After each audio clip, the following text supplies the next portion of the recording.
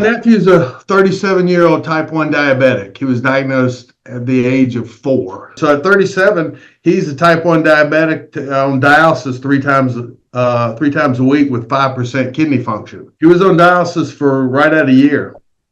That's a tough life.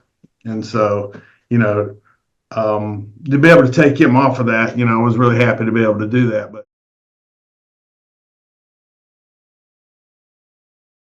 it has actually had a buddy of mine I was in the Army with who 15 years ago, he donated to his brother. And so I was able to, bounce off, any concerns, with somebody, that had been through it. And, if you met my buddy, he's from New Jersey, and he said the only thing that he had to change, his life change was, having to give up NSAIDs. Ibuprofen, no naproxen, no aspirin. And so he said that was the only thing he gave up.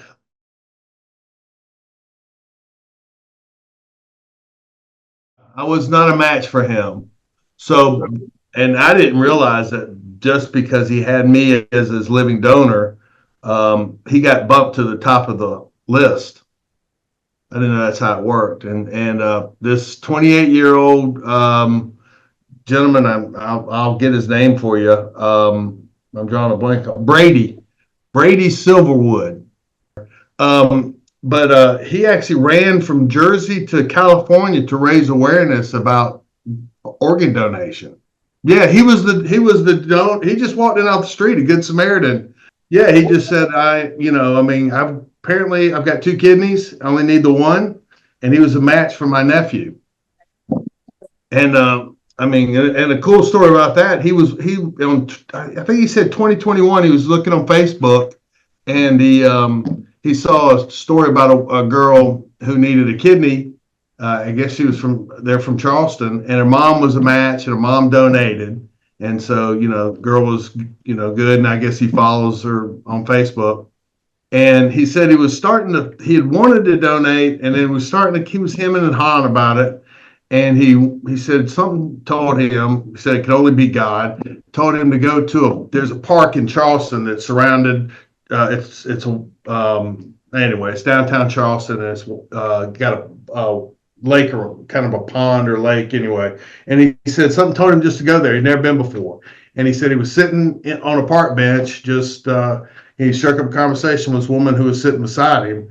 And he said, who did it turn out to be but the woman who donated her kidney for the girl back in 2021. Wow. Wow. That's nuts. So he was I know I need to donate my kidney now, So he was a match for my nephew, and they were like, okay, we got your match, we're setting everything up for July 24th. Are you available? And I said, yes. Oh, wait, no, we're at the beach. I'm on vacation that week. And they're like, oh, well, we like to do it all the same time. And I said, I get it, but, I will not, if you do it for my nephew, I will be there, on the 31st. I will.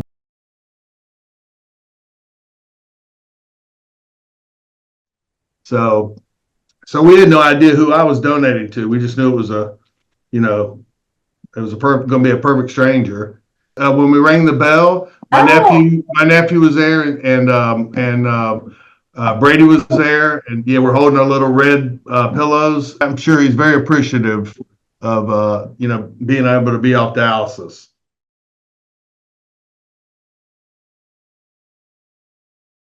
They make you walk that's the day of the surgery. You get up and walk.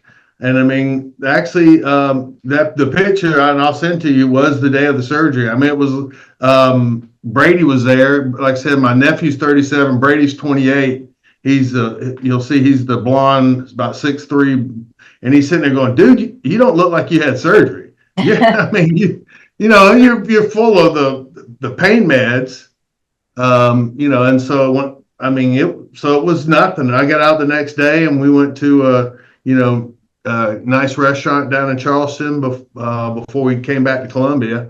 And it just felt like, I told everybody, I felt like I'd done about 1,000 sit-ups. It's hard though not to lift more than 10 pounds. That's the big thing they tell you. don't lift more than 10 pounds. And thanks for donating his, being his donor. He gave my wife and I tickets to Atlanta, go see a Braves game, and hotel there. And so we had such a good time that Thursday night at the game, and we decided to stay Friday night. And my wife had never been to Stone Mountain, so we went to Stone Mountain, and they have that 1 mile walk up. Mm-hmm. And I mean, they had me walking the day of the surgery, so I didn't think anything about trying to walk up a mile up a mountain. And then our tickets, of course, on Thursday and Friday night were nosebleed section. So I'm walking all the way up, to the top of Truist Park. And I got home that week. After that weekend, I was pretty daggum sore. I got mileage and paid hotel and meals. I didn't do any hotels except for one night, the night before the surgery, because we had to be there at 6:30 in the morning, which would have been no problem for me to have come from Columbia, but had to bring the wife, and she is not an early riser, Kate. Thank you for y'all's support. I mean, that was very nice. And, like I said, I think it's just a wonderful program that y'all have. And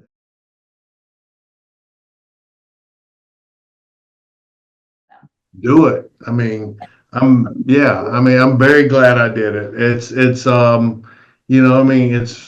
if you're qualified physically, life is too short, but I mean, to me, it's just a great gift that, I was able to, provide for my nephew and now for Chip. I mean, I thought it was pretty cool. I had no idea. I mean, I don't know if you can tell, but sometimes I get emotional talking about it. It's just, when I found out I was qualified, I announced it to my BNI group, and I didn't know. I was fine when I went up there to tell them, because, I'm like, I'm going to miss a couple weeks or so at least. And they were like, but I mean, I just broke down. I mean, I was like, I don't know where this is coming from. I'm not, I mean, compared to my wife now, I'm much more of a crier than she is, but it's like, and then this next time I was telling them, when the operation was, I broke down again. I was like, and then the last time I was like, okay, guys, I'm good now. But it's been kind of it's an emotional thing. I mean, but it's a good emotion.